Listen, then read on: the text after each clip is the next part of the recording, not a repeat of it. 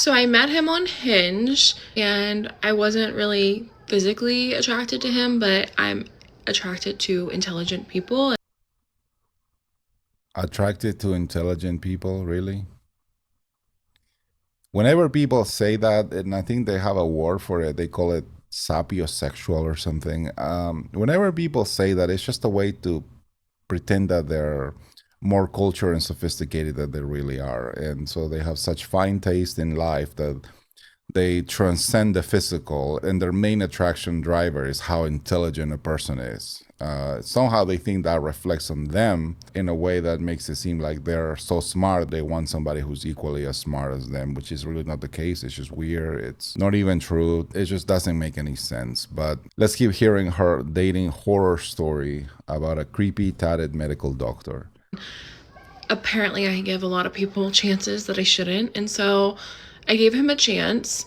We texted for about a week. I didn't get any red flags. It was just very surface level conversations.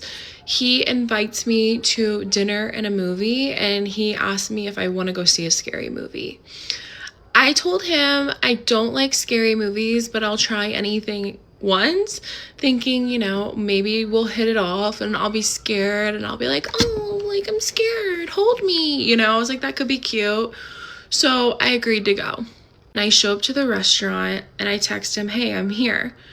I then noticed that he's backed in a parking spot near the entrance and was just like watching me drive in, which was weird to me because when I get to a restaurant and go to on a date, I just get out of my car and meet them at the front of the restaurant. It's kind of a Dexter move right there, just kind of stalking, waiting for her to show up, and he's just watching from the car, a little creepy. Or maybe she misread the situation. I don't know. Let's keep listening and see what she says. Dinner was weird. He had this eerie vibe to him. We go to the movie theater and we're walking into the movie and he stops me at the bottom of the steps before we go up and sit down and he goes, did you say that you didn't like scary movies and you would try anything once? And I said, yeah. And he was like, that's so interesting that you say that because do you want to know something I've always wanted to try? And I was like, thinking he was going to say something sexual. I don't know. He goes, I've always wanted to try to put my hands around a woman's neck and watch the life leave her eyes. It seems like it's time for you to end the date and run for your life, lady. I'm sorry, what? I could not believe what he just said to me. He wasn't like joking. It was dead serious. And I just was like, what? And we get to our seat, we sit down. I'm literally so anxious at this point. The previews start and they're like scary movie previews. So it's like scary murderers on the screen and I'm about to like flip out. So I just get up and I say, I'm sorry, I can't do this. And he said, were you upset by what I said? And I said, honestly, yeah, it made me very uncomfortable. Brother was clueless. Really? Did it upset you that I said that I fantasize about I want to strangle somebody until I see the life leave their body? He goes, oh, honey, I wasn't talking about you. I would never hurt you. I would probably just want to hurt, like, a homeless person. Oh, that's much better. That's much better. Well, Lord, who is this guy, man? This is just, lady, you gotta get out of there. I hope the next part of the story is how she just like ran and called the cops. All right, because this is just getting worse by the minute.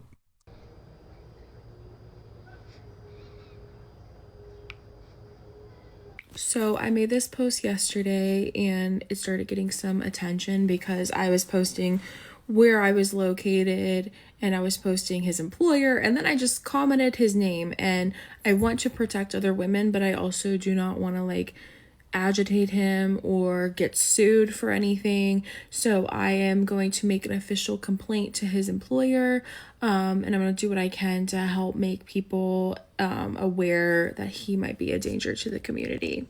I forgot this guy is actually also a doctor. That makes things even creepier and scarier to think that a person that people are trusting with their care and life is somebody who fantasizes about strangling people to death. I assume that at that point this girl just ran away from the date, but there's a second part to this video and we're about to play it right now. Let's see what she says. Part 2. A lot of you guys are like, why didn't you run? I gotta be honest, I was shocked. We're walking to our seats in the movie theater. He makes that comment. I didn't know what to think of it. I didn't even, like, my brain was like, he didn't say that. Like, and I was like, no, girl, he said that. Okay, more proof of what I said at the very beginning of the video, which is that these people that pretend that they're attracted to people of intelligence are not very smart themselves. So I just sat down, and as soon as it fully registered, that's when I got up to leave. And that's when he made the comment about strangling a homeless person, which made it that much worse. And at that point, I did run. I am not allowing this man to hurt anybody. I am conducting my own personal investigation on him, okay? And I will follow him for the rest of his life.